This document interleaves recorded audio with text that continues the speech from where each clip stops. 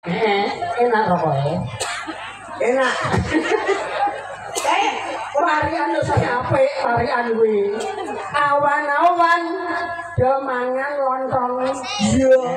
Mangan lontong ajange godhong. Iya. Mas Utik sahyane mencorong. Iya. Sayang sithik udele bodong. Apa beli badang? Ya ini total pitik ngono. Apa beli badang? Ya kowe iki gede murah gede. Wani ngunan-ngunani wong gede. Loh, perbuatan lebih kejam daripada pembalasan. Kowe iki bingungi dikon bancaan kegedean. Kon kajatan kecilian. Cilik karo gede iku anu kowe praktis cilik. Alah ya ora iso. Wong cah cilik iki numpak bis bayar separo. Nek lomba brosot nomor 1. Lho, nek gede karo cilik tetep menang gede. Ah, ora mesti menang gede. Ya menang cilik, menang gede ya Nil. Menang cilik. Nek ora percaya buktekno ning kene. Antara gede karo cilik. Kowe ngerti wedhus? Ora. Kowe ngerti cacing? Ngerti. Cacing karo wedhus gede ndi? Gede wedhus. Lah menang cacing, menang wedhus, menang cacing. Cacing dipecak wedhus modar, apa pecak-pecakan. Wedhus iso cacingan. Nak cacing ora iso wedhus, ternyata ya piye? Oh, bener. Yel konyil. Wedhuse kena apa Nil? Cacingan. Yel konyil. Cacingnya kena apa Nil? Wedusen. Gak ono ya. Iku ora nek kewan. Apa? Nek menungso gede karo cilik tetep menang gede. Ora iso, padha ae. Buktine ning kene. Zaman iki zaman demokrasi kok. Konyil cilik, utik gede. Ya menang utik mesti. Terus menang utik. Adu kecerdasan, adu bela diri, olah bela raga. Terus kowe iso nyekel sirahku tak bayar 50.000. Wis tuwa rasah mlepok. Gede sapa? Buktekno antarane gede karo cilik menang gede. Nyekel sirah 50.000. Tokno dhuwit. Oh, dhuwit. Karo dhuwitnya. Yo dhuwit. Dhuwit le. Duit kowe tak dewek-dewekno. Duit ate mbok dewek-dewek. Iya, wong sisih iki duit kerupuk. Sisih duit es. Ora mbok uwor. Aku tak uwor duit kerupuk melempem. Itu ora duit kuwi, kok melempem. Duit wandele ngono. Nyekel siraku 50.000 pek. Oh. 50.000. Kediri kutane sing dadi nyatane. Janji pinangka utang. Sesene nggih Bu nggih. Siap. Kecekel aku tak persen karo ibu-ibuke. Tenan ben iso iku. Iso. Nyekel sirah 50.000 wis. 50.000 ora ngerti ilmuku. Ora ngerti gembolan. Apa ngejakno ilmu apa? Ngejakno ilmu apa kowe? Aku ngetokno jurus harimau. Wih. Kira to gigre kau wedi aku. Jurus harimau. Jurus bangu tonton. Jurus bangu tonton ya. Jurus apa itu? Buntal berkat. Oh, lanang kok aki dia mau. Apa ya? Raga katok.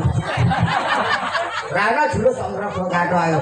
Aku mbok wedi jurusmu wedi ya. Ya kowe ora nek wedi. Kowe jurus sama aku duwe ora nek jurus-jurusan. Apa? Aku duwe aji. Aji apa? Welut botokan. Welut putih ngono. Welut botokan enak. Wis rasa kakean ngomong ya. Nek siraku 50.000 pek. Baru angel aku welut botokan kok.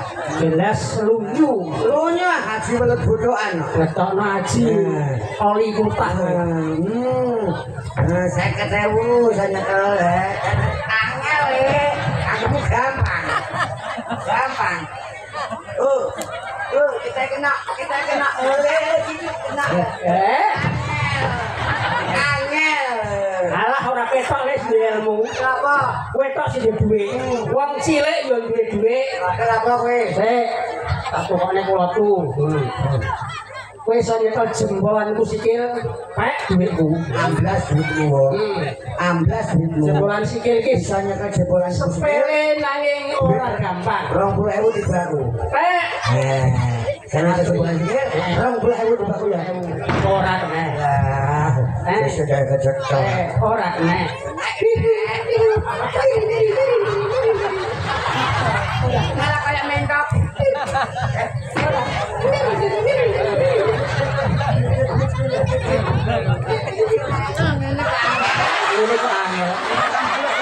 Saya ketahui. Iya saya ketahui. Yes. Untuk 30. Apa ini ketekar 30? Utek karo konyil tetep pinter konyil lho. Ora duwe kok. Wong gedhe rasa sombong lho. Lanjan aku ndingo arek kecekel. Masih masalah uang. Pancing kuwi arek. Yo duit 50.000 lho. Ya. Pek lho, 50.000 pek. Heeh. Kena ngerti. Iki apa? Blangkon. Sing arani gedang goreng sapa? Takon Bang Suli. 50.000. Sampe lebat. 50.000 pek kabeh mau juga duit. Duit ora parek kanggo ngene iki aku nggo. Blangkon. Ya. Blangkon iki tak cekel tangan kiwa apa tangan tengen nak iso pek 50.000. Oh, biar 16 duit putih gua punya duit. Tangan kiwa apa tangan tengen? Blangkon buat cekeli tangan tangan. Ora iso tangan kiwa. Ayo ya. Tangan tak cekel tangan kiwa apa tangan? Tangan kiwo. Ora iso tangan. Ambek ngulek angin. Lho, cilik karo gede tetep menang. Alah ora kowe ndok. Aku iso ngono. Alah. Iki apa? Wih, rambut. Kayak diubertasi ini cilik. Wih, rambutnya gosong. Aku lagi teko kene nang dituku cicak cilik-cilik. Ini apa teh? Lah, bau dek, warung-warung manis, Mbak. Kira aku dodol warung-warung manis. Iki dudu warung manis. Iki mono susoe cendet. Padha ae nang. Ya. Kowe iso mbedek. Blangkonku iki tak cekeli. Totoane kok kono sih, totoane duite kok kono sih. Karo duit no. Ya. Oh, bisa mbedek. Blangkonku iki tak cekeli. Tangan kiwo apa tangan tangan. Nah iso 20.000 ya. Tangan mau tangan ndi? Tangan ndi? Tangan Buat cekel tangan kiwo.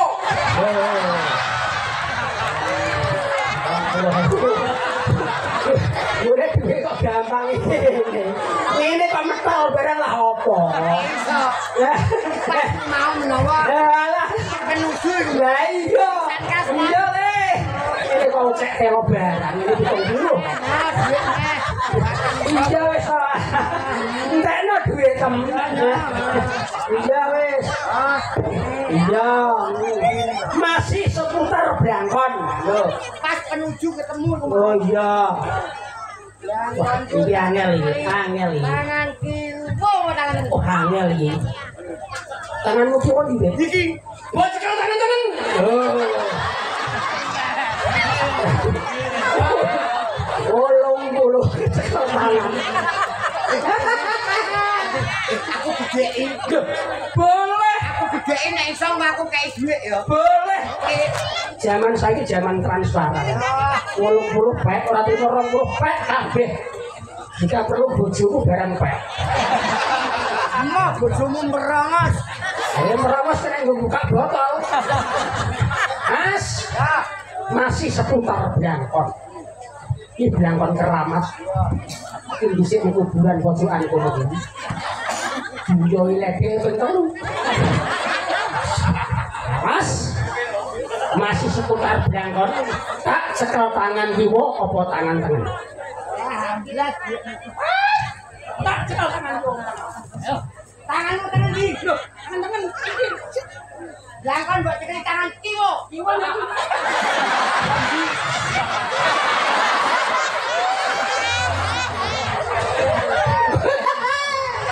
Ora sida 80.000. Panggah kalah.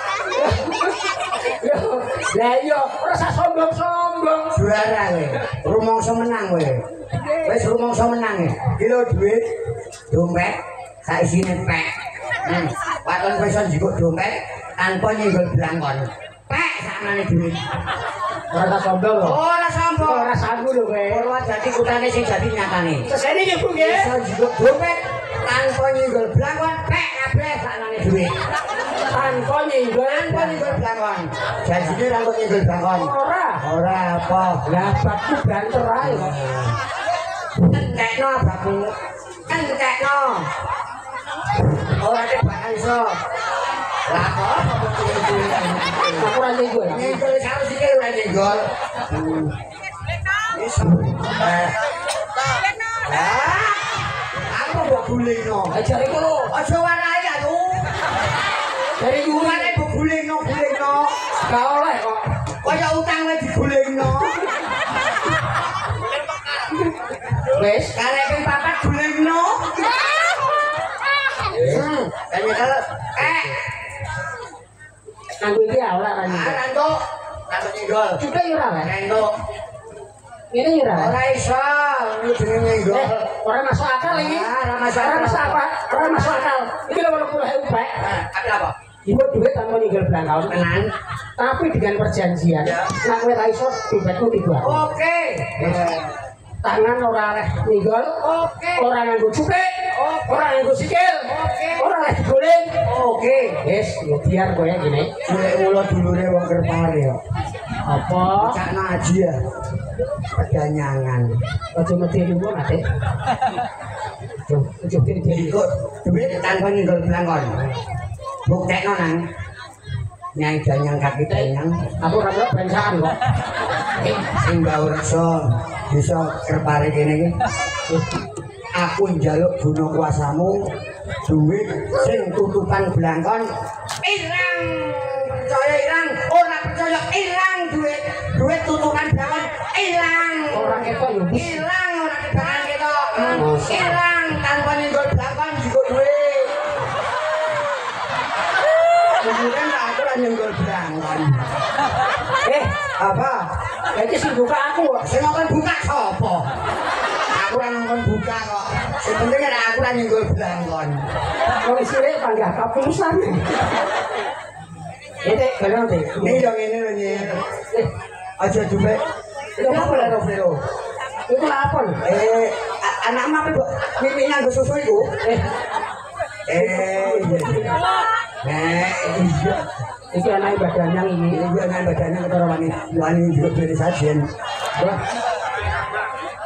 Ya sing dadi rumah iso dadi gede ya aja menang-menangan anggone dadi wong gede. Pinangka percontohan masyarakat Kerpare kene ya ora bedakno gede lan cilik ya kabeh setara, kabeh kebersamaan, Duduk sama rendah, berdiri sama tinggi, kegotong royongan bisa menyelenggarakan pesta adat sedekah bumi. Nah, Ya kanggo hiburan ketoprak Risma Kuncoro. sing wis dadi lengganan. Ya. Kan, Karyatur panglipur, Panglipur para panitia pelaksana ya diaturi kabeh warga ing tlatah Kerpare kene kabeh. apa Bu? Apa? Ini judul. Kelinci ucul. Ya. Kalau ucul. Kelinci ucul. Ya. Ini tunjuk Bapak Panitia. Bapak Kepala Desa. Apa lagi apa enggak? Apa? Berarti ngaji tunggu tidak? Aduh. Ya.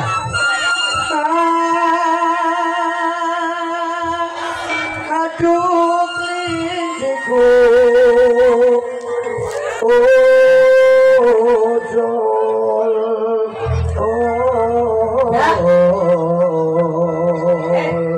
Jadi kelinci ucul ada yang mengguling. Mas Ambiye atau jadi kelinci ucul apa mana ya? Tinggal di sana. Monggo iku dadi katresnanku.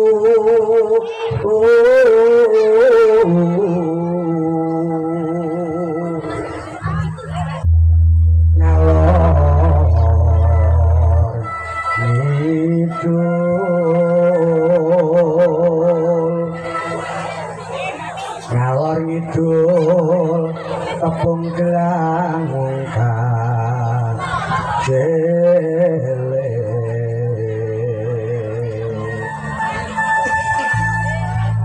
saebo bungara saku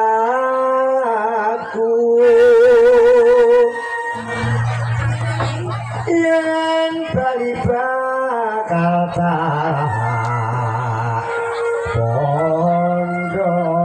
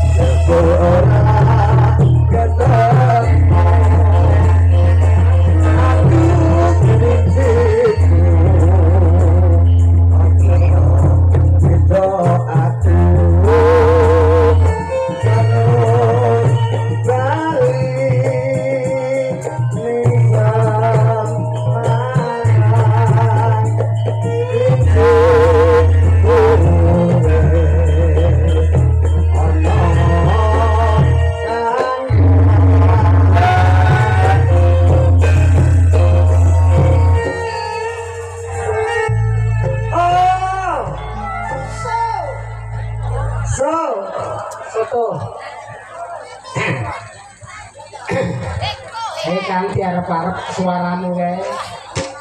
La jebut langit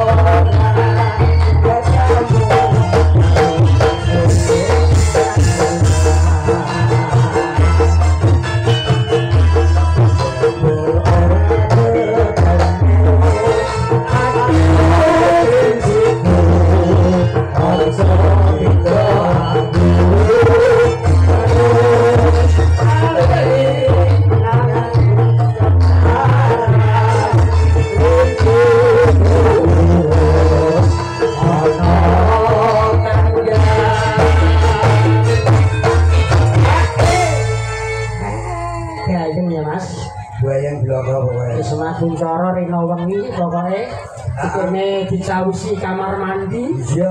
Sing ora duwe kamar cawisi kebun kebu. Aku sing tak pikirne wong Kalau digodhong sok sak wayah-wayah. sing tak pikir wong lanang gak apa-apa ya. Nggih. Wedok-wedok nek padha kecocok. Iya gak apa-apa. Ini pengalaman. Iya. Ya alhamdulillah matur sudah nuwun Bapak panitia. Warga desa Kerepare ya Mas. Iya. Kerso nimbali Risma Kuncoro. La jebut